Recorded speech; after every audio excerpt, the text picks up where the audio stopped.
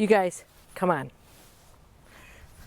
Check this out amongst my mess of drip irrigation here in the front patio bed. There is this daffodil. You can tell it's been buried by leaves. I sort of scraped some off to get some sun on it, but that's the very first sign of anything growing in this yard. Yeah, the winter aconites aren't even up yet here. It's the first day of spring, by the way, when I'm filming this.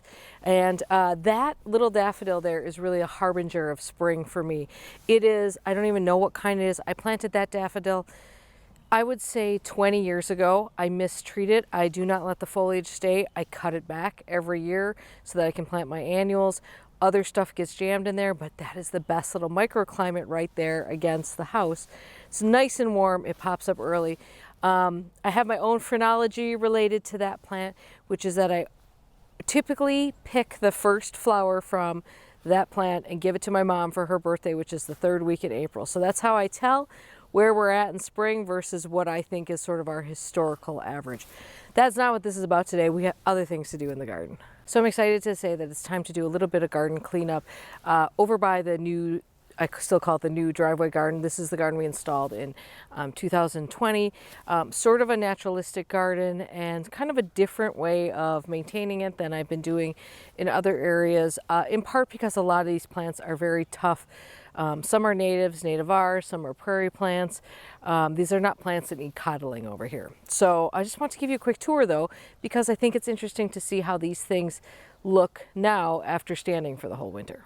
So the HAKONECHLOA MACRA at the driveway, into the driveway here, is just unbelievable. Huge, tall. We did not have a lot of snow this year, but what we did have came and went pretty quickly, but these pop right back up. They're still moving around. They're still beautiful. It's going to make me real sad to cut these down, to be honest, but also it's time to clear things out of here. This is the garden where we had the boxwood blight last year. I tell you what, I don't miss the boxwoods at all in here. This grass is filled in so much, there's no need to have them here. These were planted in 2018. So that's the first thing. I would say this looks great. It's actually going to look really sad here without them for a little bit. On the other side of the driveway, we've got some things that I think still have a lot of interest. This is STACHYS. This one is Summer Crush, but it's still got these great seed heads. I think they're beautiful, and I think they have a lot of interest through here. Some of the VERONICASTRUM is still standing. You can see there's a big one back here that's still standing. We've got some little blue stem in here that's looking, you know, okay. Still upright anyway. By the way, the CORNUS moss, Cornelian cherry dogwood, has got nice big fat buds on it. So we should have a pretty good display. This is, you can see where the stems turn purple, that's the new growth from last year. So the flowers will be below that because they bloom on, I think they must bloom on the previous year's growth, and that's because we only see flowers below that. But it put on more than a foot of growth last year, so that's pretty good. As we move around here, a lot of this stuff doesn't look like much. This is a blue shag pine. It looks really nice. It's a little sideways. I think a dog's been visiting it. Here we've got PYCNANTHEMUM MUTICUM.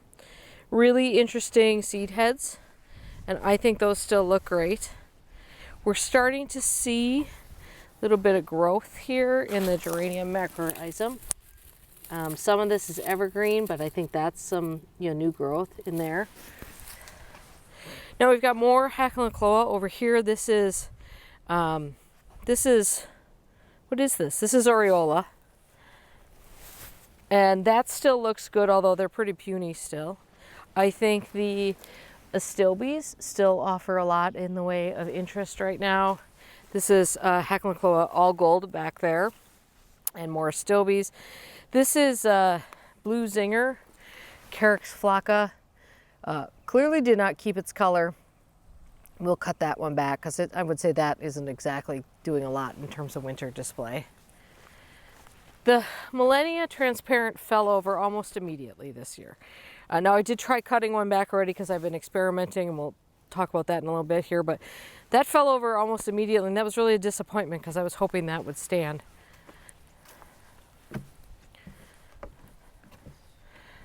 Here's Nepeta subsalesia blue prelude, and what a fabulous plant this is, and I think it looked good all winter.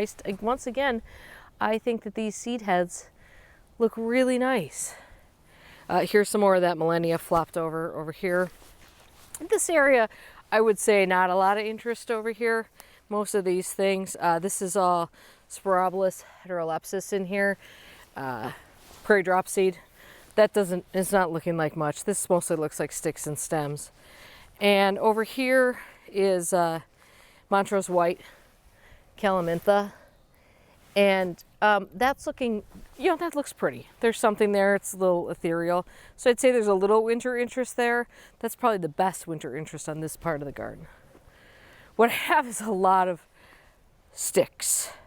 Well, first of all, I pruned some willow in there, but there's just branches. You can see what a mess this is, how many branches have fallen this year. So there's a lot of just picking up stick cleanup to do in here. This is all these little mounds you see is CAREX pennsylvanica. I think they're looking pretty good. I mean, once they fill in and this whole area looks like this, right now they look a little silly as individuals, but they look pretty good. And then over here is, this is CAREX rosea. Again, pretty puny. That was new last year. Pretty puny, but once those fill in, I think they'll be okay. And this structure here that I hope you can see is what I erected around the Wolf Eyes dogwood that I moved from over there in fall. It seems to be working more or less. You can see there's some places where the deer have been nibbling, but there's still pretty good buds on it. So that was my deer protection for the winter, because I figured that would just be a disaster otherwise. So that's pretty much the garden. I mean, worth leaving up for winter. Time for it to move on now. Okay, one last plant I didn't show you, which I left standing. GOMPHOCARPUS. So this is actually, I don't know if it's GOMPHOCARPUS or it's some type of Asclepias. It seems to fall under both. This is, you guys, I'm not gonna lie, I planted this by the side of the road because I thought it would be funny. Oh, look, check this out. There's the seeds in there. Oh, that's pretty cool. No, I didn't save any. Look at that seed pod in there. Oh, that's pretty neat. Oh, well, maybe I should save those seeds. Look at those. Huh, pretty cool. Anyways, I think it's a funny plant. I like it because it makes, I think, the neighbors stop. It's a little bit something different. That's why I kept it right there. So the idea with the way that I'm cleaning up this garden over here is that I want to essentially make mulch out of the plants that are there. We're not going to put down wood chip mulch here unless we absolutely have to as things grow in. Ideally, the refuse from the plants becomes the mulch and feeds the soil. Last year I cut this all back by hand. This year we're going to use a string, well, I guess it's a string trimmer, but it's not without the string. It's got the metal blade on it to cut things back. I experimented with that a little bit last weekend just to see how it would go, and the blade works better than the string. Now, ideally I would mow this on a mower set really quite high and with a mulching mower, and that would take care of everything, go over it like 2 or 3 times. The problem is that I don't necessarily trust that my mower will go high enough to make that work. And also, this is not a flat area. This is very hilly. So I only see trouble with a mower for this. So we're going to use this. This will certainly be better than using the hand method that I used last year. This garden's getting there's too many plants to do it that way for very long. So that's what we're doing this year. Now, a quick word about when you should cut back your garden. There's a really great bit of advice out there that you should wait until temperatures are reliably above 50 degrees before you cut back your garden.